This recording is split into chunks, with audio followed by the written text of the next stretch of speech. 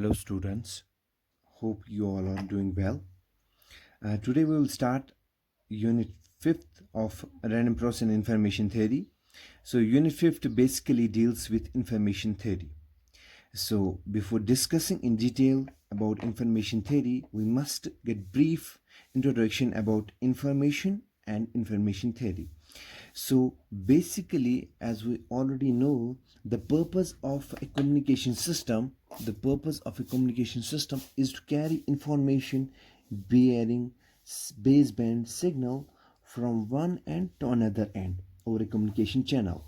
If the transmission is over a long distance, then we will be using some modulation techniques like amplitude modulation, frequency modulation, phase modulation, etc. So basically, what do you mean by this information here? So information, to define information, we will discuss information theory. So what do you mean by information theory? Information theory is just a branch of probability theory. That means it is just a part of probability theory which may be applied to the study of communication system. So you can say information theory is just derived from the probability theory. So that means information is somehow related to probability. These two are interrelated. So I can say information is related is related to probability, which I will discuss in my future lecture. How I will see this.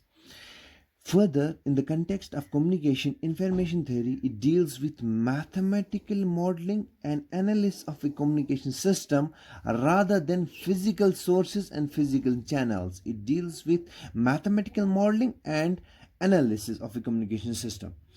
So, what do you mean by information? Information means few message produced by an information source contains more information than others.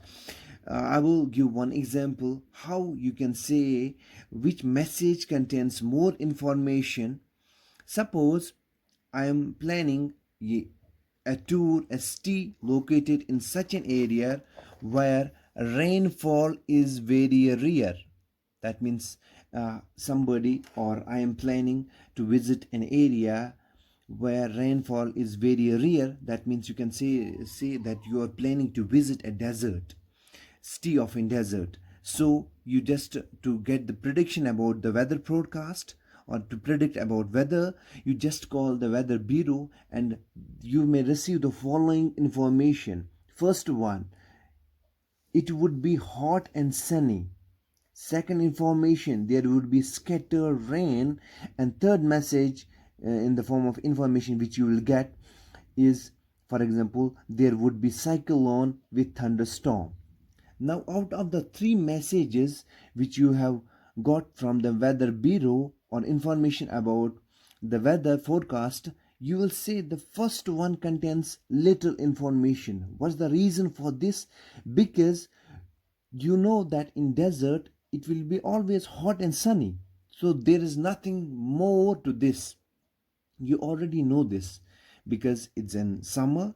In a desert it will be obviously very hot and sunny, so it contains first message, it contains very little information because of the reason mentioned. So second one is there would be scattered rain. There would be scattered rain. In this case, you will say it contains some more information compared to the first one because rain is an event, because this is an event, scattered rain is an event that occurs, that will not occur often in a desert. That's why I've written, because it's not an event that occurs often in a desert, obviously.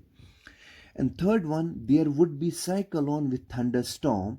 So you can say this contains even more information than the two messages because it occurs really in a city where rainfall is very rare. So I can say third message from weather bureau contains more information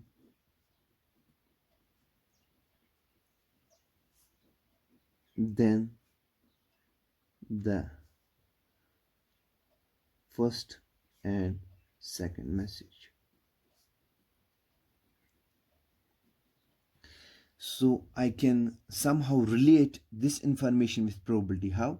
That means if probability of information will be very very high, that means you know already what the information will be, then I can say the message contains very less information.